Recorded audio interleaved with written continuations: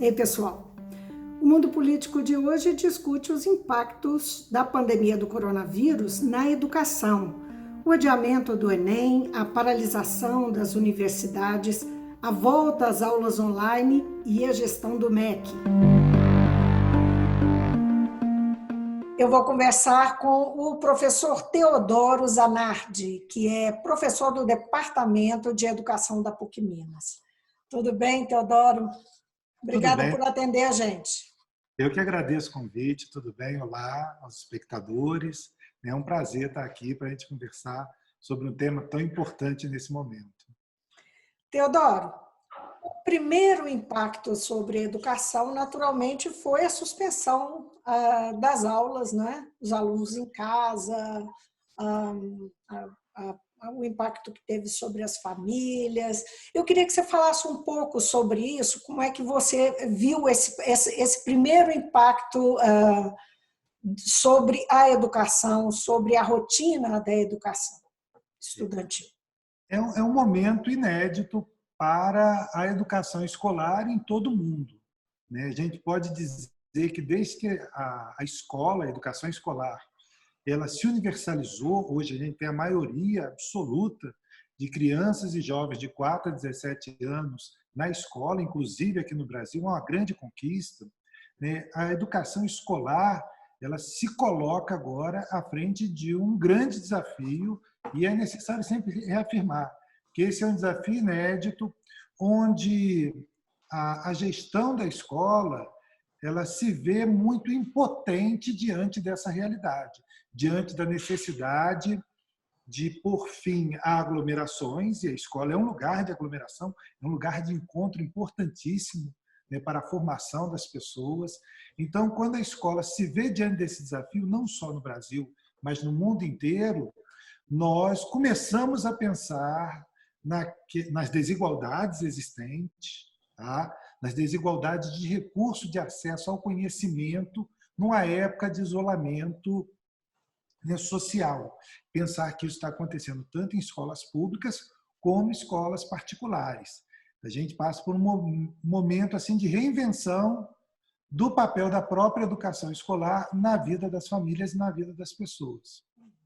Qual que é a dimensão que você percebe nessa, digamos, exposição da desigualdade, né? Como é que isso aparece nesse momento? Bom, a desigualdade educacional, aí falando particularmente do Brasil, ela, ela é evidente, ela sempre foi evidente. Nós temos condições de acesso e de escolarização que são muito distintas entre os sujeitos, entre as famílias. Então, hoje, quando a gente fala, só para dar um exemplo, quando a gente fala no Enem e na manutenção da data do Enem, a gente fala assim, nem todos os jovens terão possibilidade, num momento como esse, de fazerem seu investimento nos estudos da mesma forma.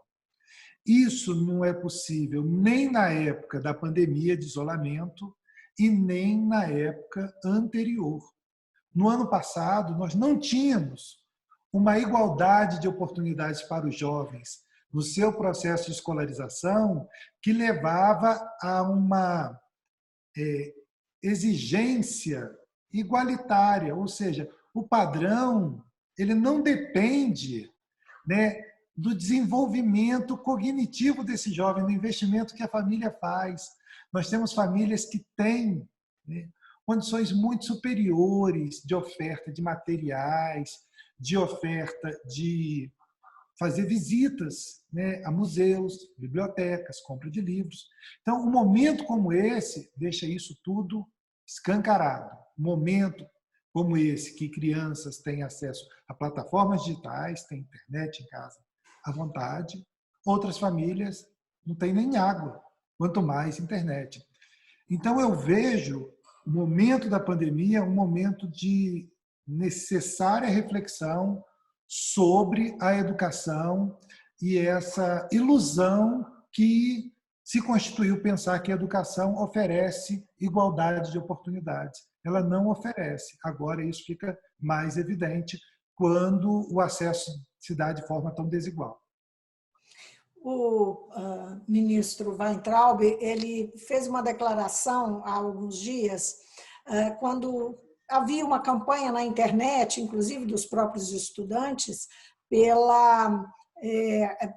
adiamento, antes que isso se tornasse um fato, pela pressão que o governo sofreu, e acabou sendo adiado, ainda não se sabe muito bem para quando, e aí ele dá uma declaração de que o Enem não é um instrumento de justiça, de justiça social, não tem compromisso com isso. Não é? O que você acha dessa declaração dele, do maior gestor de educação do país? É com muito pesar que eu tendo a concordar com o ministro nesse sentido. O Enem, esse filtro que é colocado para ingressar no ensino superior, ele é seletivo, ele elitiza o acesso ao ensino superior, né, com essa ilusão que todos teriam a mesma possibilidade de ingresso. Então, o que o Weintraub faz é escancarar, né, a seletividade do ensino superior e a injustiça, já que ele não tem compromisso com a justiça, né, esse exame ele tem compromisso com a injustiça. A seletividade que se estabelece para a entrada no ensino superior, ela é feita de forma injusta e isso precisa ser, né, denunciado. Nós temos jovens da periferia que tiram boas notas nessa avaliação, só que não existe vaga para as boas notas. Existem vagas em universidades especialmente públicas, gratuitas, somente para as melhores. E essas melhores dependem do investimento que as famílias fazem no processo de escolarização dos seus filhos. Então, nós vivemos um momento que chamar a atenção sobre essas desigualdades educacionais é mais necessário do que nunca. Tá? Ressaltar o papel da escola, da realidade que as crianças vivem, e aí é outro tema que agora sensibiliza as pessoas, tá? Crianças no meio rural, crianças na periferia, que não têm o mínimo acesso ao material que a escola produz, tudo isso é necessário nós denunciarmos e nós vislumbrarmos também um outro tipo de escola, um outro tipo de processo de escolarização e de acesso ao ensino superior. Professor, aí a gente entra na questão do que é uma discussão, né, muito intensa que está aí junto com isso que nós estamos falando, que é a questão do acesso à internet. Né? Uhum. Eu vi e ouvi de pessoas que têm filhos na escola, alguns em idade de alfabetização, que é um momento extremamente delicado, né? E sendo empurrado para essas pessoas, né, por uma decisão do governo, que é tomada, estou falando agora no caso o governo do Estado, que tomou uma decisão de uma volta às aulas online e oferece aulas concentradas na parte da manhã para as mais diversas idades e também pela internet, tem o serviço pela internet. E há pessoas que não conseguem nenhuma coisa nem outra, seja por diversos motivos, até porque não têm acesso à internet, às vezes também não à TV, ou porque acha que a TV não atende a faixa etária e tal. Eu queria saber a sua opinião sobre esse retorno, quer dizer, há quem defenda que, olha, temos que usar os instrumentos que estão colocados aí. O que vai ser, né? Como é que você vê esse volta às aulas e as consequências dele, para o bem e para o mal? Sim. A primeira questão é que eu acho que nós não temos volta às aulas. Tá? De certa forma, banalizar, simplificar o processo educativo que a escola desenvolve através dos seus sujeitos, através dos professores, através das relações de diálogo que se estabelecem na sala de aula, por mais que elas tenham problemas, né, no sentido de acesso à escolarização, no encontro que é realizado, ali realmente nós temos um processo educativo que é valioso para esses sujeitos, valioso para professores que estão no interior da sala de aula e valioso também para os alunos. a tentativa de manutenção de alguma relação entre o processo de escolarização, ou seja, o processo educativo, e as crianças e os jovens que, nesse momento, estão em isolamento social, que não podem ir à escola, é importante, eu vejo como importante essas tentativas. Tá? Eu não sou daqueles que rejeitam qualquer tipo de tentativa. Mas é necessário entender que essas tentativas elas devem contemplar a desigualdade que nós temos. Ou seja, ele não pode fingir. Ele não pode fingir que 700 mil alunos estão sem nenhum tipo de apoio, de acolhimento por parte da rede pública estadual, no caso. Enviar a apostila não é ter aulas. Tá? Passar na televisão não é ter aulas. Isso corrobora, de certa forma, algo que é problemático na educação, que é distribuir conhecimentos que são distantes da realidade das pessoas, dos sujeitos da escola. A gente pensar nesses mecanismos utilizados hoje para distribuir conhecimento, eles não levam em consideração o mundo que nós estamos vivendo hoje. É necessário dialogar com professores e crianças sobre o mundo que a gente está vivendo. Uma função fundamental da escola, ao meu ver, é nos ajudar a compreender o mundo. E o mundo que nós vivemos hoje, ele não é o mundo de fevereiro, de janeiro do ano passado. Então, como, e aí eu vou usar uma expressão mais forte, como empurrar os mesmos conteúdos para todas as cidades mineiras, para todos os jovens de Minas Gerais, num momento como esse, no momento que as pessoas estão pensando, né, como será o mundo amanhã, o que eu estou vivendo, eu não encontro com as pessoas, né, em que esse conteúdo faz sentido nesse momento. Era importante a Secretaria de Estado, no nosso caso, ter ouvido mais os professores, ter ouvido mais os alunos, as suas questões, suas dificuldades e o que eles estão esperando, e não simplesmente... E os os pais pais. que entram aí? Bem lembrado. E os pais, a comunidade, de forma geral, né? O que eles estão pensando e o que é possível, e não simplesmente falar assim, estamos cumprindo a nossa obrigação. Nesse momento, a obrigação é outra. Voltando um pouquinho à questão do Enem, o MEC acabou pressionado, o governo Bolsonaro também, e reviram a decisão de manter a data e acabou falando em 30 a 60 dias de adiamento. Isso, como é que nesse contexto que você bem coloca aí sobre as nossas desigualdades, isso vai ser suficiente? Como é que a gente pode pensar nesse adiamento e nas consequências dele também, não é? Da eficácia ou não, né, desse adiamento? Olha, tudo isso vai ter que ser discutido daqui a 2, 3 meses novamente. A gente acaba criando projeções de normalidade que podem vir a existir nesse futuro próximo. Né? Pensar que vai ser em janeiro a prova, ou seja, janeiro já estaria tudo normalizado, os jovens poderiam, inclusive, se aglomerarem para fazer essas provas. Tá? Há controvérsias, né, professor? Há controvérsias, né, sobre essa possibilidade, e pensar nessa possibilidade em janeiro é pensar que as pessoas já estão voltando à sua normalidade de estudo no momento que nós vivemos. Então, é tudo muito precário pensar, né, nessas datas, até porque, como você já mencionou, as universidades públicas elas não estão no seu funcionamento normal.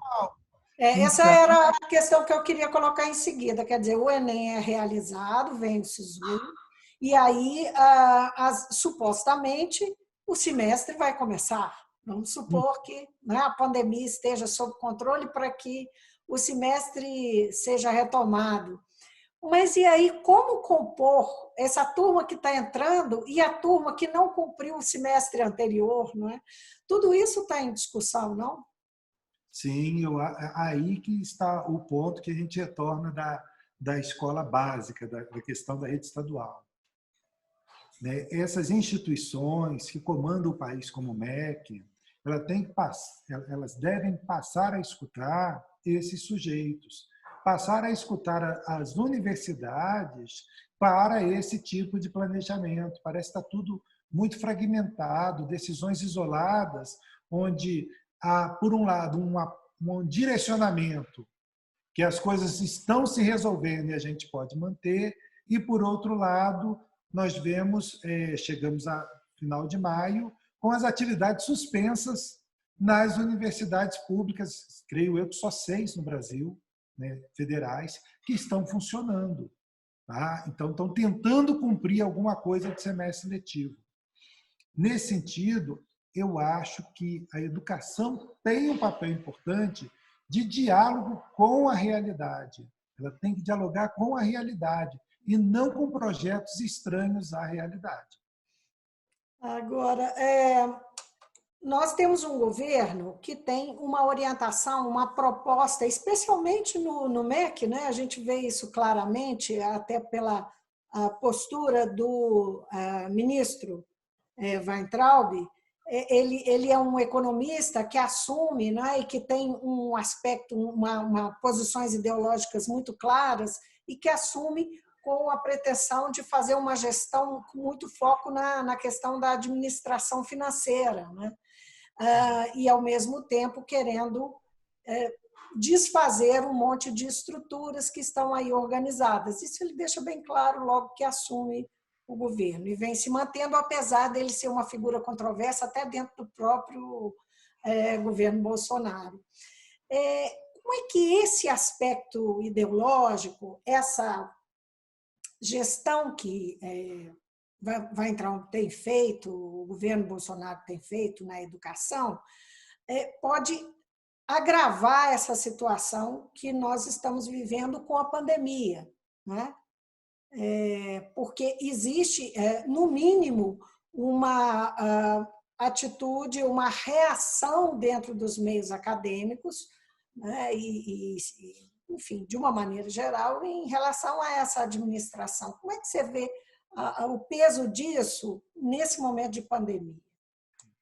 Primeiro, assim, eu vejo hoje o MEC como um ministério que está cada vez menos empático e mais frio em relação às reais demandas educacionais que existem no Brasil.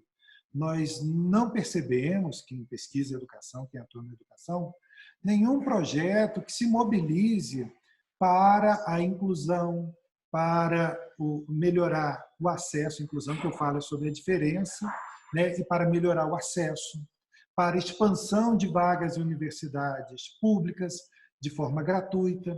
Então, há uma falta de empatia e de preocupação com a realização daquilo que está previsto na Constituição, na LDB e no próprio Plano Nacional de Educação, que é uma lei de 2014. Então, há um distanciamento, tá, daquilo que o MEC vem fazendo, daquilo que são as políticas públicas direcionadas pela legislação vigente.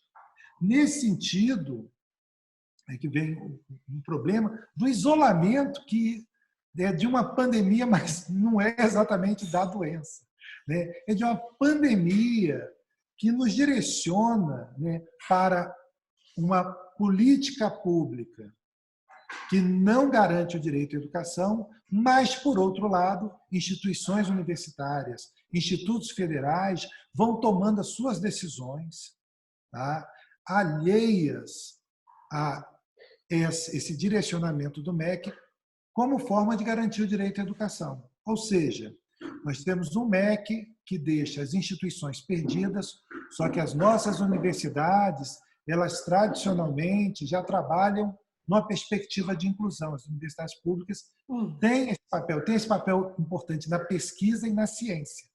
Então, elas são focos melhor, elas são locos de resistência a certas políticas públicas que o MEC quer impor.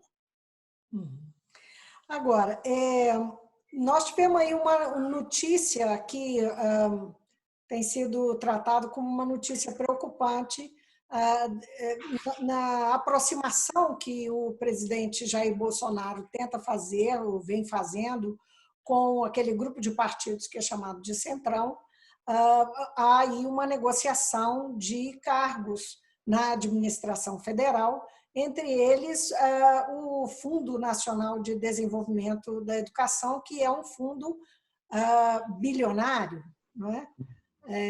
São dezenas de bilhões, eu já vi mais de um número, não vou cravar nenhum, mas enfim, é muito dinheiro e, naturalmente, a administração desses cargos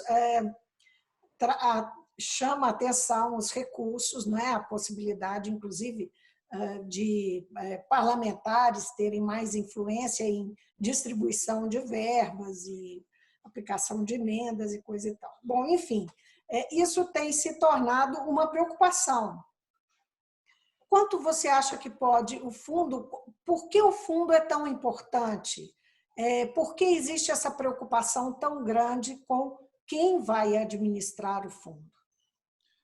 Olha, não é de se estranhar essas escolhas ocorridas no interior do MEC. O MEC ele não tem primado pela escolha de técnicos, de pessoas comprometidas com a efetividade do direito à educação. Esse é só mais um capítulo da entrega da administração pública, de recursos públicos, e os recursos para a educação, eles são vultuosos, não que eles sejam exorbitantes, porque nós temos um gasto com a educação que é inferior ainda àquilo que está previsto em lei. Tá? Então, a entrega disso a quem não tem compromisso com o direito à educação, quem não se cerca de pesquisadores, de profissionais que estão atentos a essas necessidades, né, resulta numa má gestão desses recursos. Esse ano, ainda agregando a questão de fundo, nós temos a discussão do Fundeb, que é o Fundo de Desenvolvimento da Educação Básica, que é um fundo que se extingue em dezembro. E é necessário um maior investimento nesse fundo. Ele se extingue se não for aprovada uma emenda constitucional possibilitando, né, a manutenção do IDEB, do Fundeb. Esse fundo foi instaurado em 2007 e vem até 2020. Se não for, a educação, no ano que vem, vai ter uma profunda crise. É um fundo constitucional, onde estados e municípios e a União colocam dinheiro para equalizar o investimento na educação no Brasil. Então, nós nos deparamos... O MEC não fez nenhum movimento nesse sentido, o governo Bolsonaro, não é? Mas é uma discussão que já está sendo travada dentro do Congresso. Não é? Sim, sim, mas pensar que algo que tem uma repercussão tão séria, tão grave, nós chegamos a maio, é emenda constitucional, ou seja, a discussão tem que estar muito madura, tem os 2 turnos de votação para estabelecer e não existe acordo porque o governo federal não está na defesa da manutenção do Fundeb. Então, a gente vê que o direito à educação ele não é uma pauta para o MEC hoje. Eu queria voltar numa abordagem que você começou a fazer, que é a questão da normalidade, você mencionou, não é? A não normalidade, como é que vai ser depois, vai ser normal ou não, mas como é que essa normalidade que muita gente acha que é impossível, que a gente tenha até que essa pandemia seja realmente controlada, né? que ela acabe, e isso vem com uma vacina ou com, sei lá, um antiviral, alguma coisa que realmente controle, como é que a educação vai enfrentar essa nova normalidade? Como é que você vê, que elementos que a gente pode pensar para uma nova normalidade na educação a partir do que a gente está vivendo? Quanto ao acesso à educação, que a gente já está vendo em outros países, a educação escolar das crianças, nós percebemos que está havendo um rodízio, maior distanciamento, e tudo isso acarreta é um choque muito grande para as crianças, principalmente, né? Ficar distante dos colegas nesse ambiente escolar. Eu acho que a gente vai ter que repensar, e aí é o meu foco de pesquisa, principalmente na questão do currículo escolar, como ele vai se desenvolver, né? Qual é o volume a cada etapa da seriação, do desenvolvimento das crianças, o que o tempo dela em casa, né, o tempo dela fora da escola contempla nesse processo de estudos, porque num futuro próximo eu não percebo as crianças de segunda a sexta dentro de uma sala de aula, todas elas. Então vai ser necessário repensar tudo isso, né?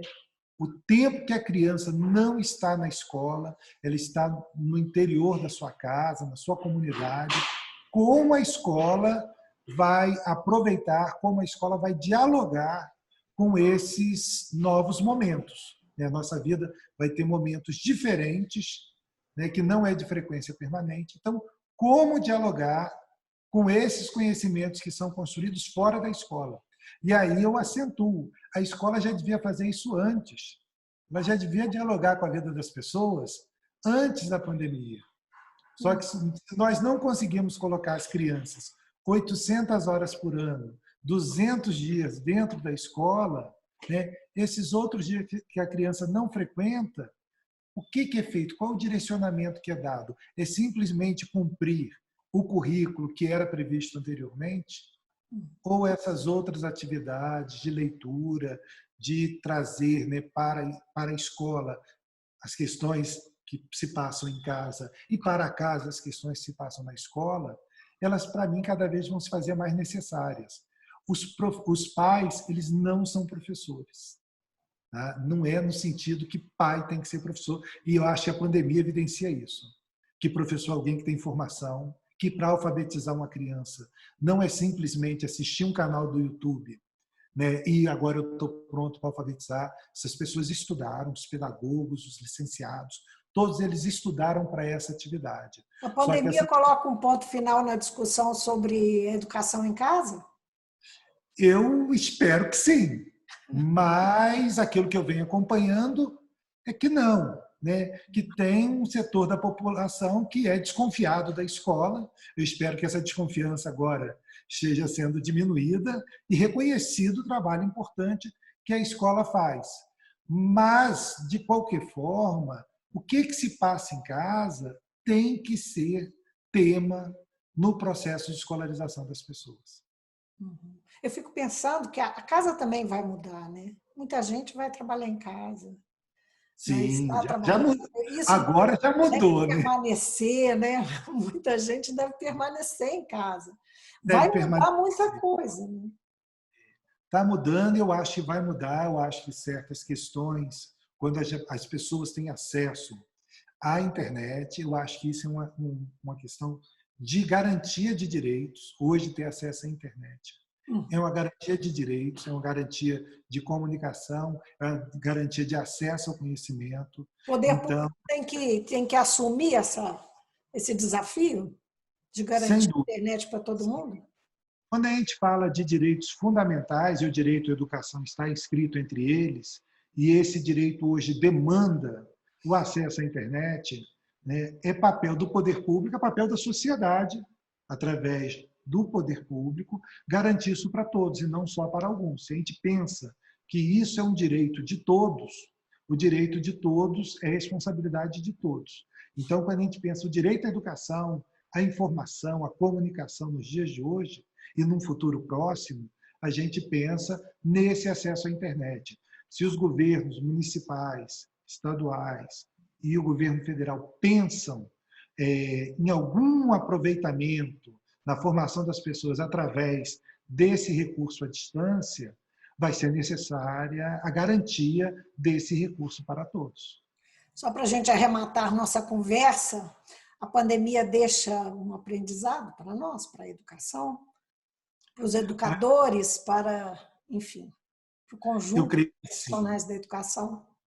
Eu creio que sim, porque ela evidencia uma luta contra a desigualdade que é necessária. Ela nos faz buscar uma maior empatia sobre o destino das pessoas, uma menor frieza sobre esses destinos. O Enem é uma coisa extremamente fria quanto ao destino das pessoas. Aqueles que não passam, né, eles estão fadados ao fracasso. Não estão. A gente tem que cuidar de todos. Então, a pandemia ela traz essas reflexões para a gente pensar no cuidado de todos. Professor Teodoro Zanardi, foi um prazer. Muito obrigada por ter atendido a gente. Eu que agradeço, foi uma ótima conversa. Um abraço. Um abração.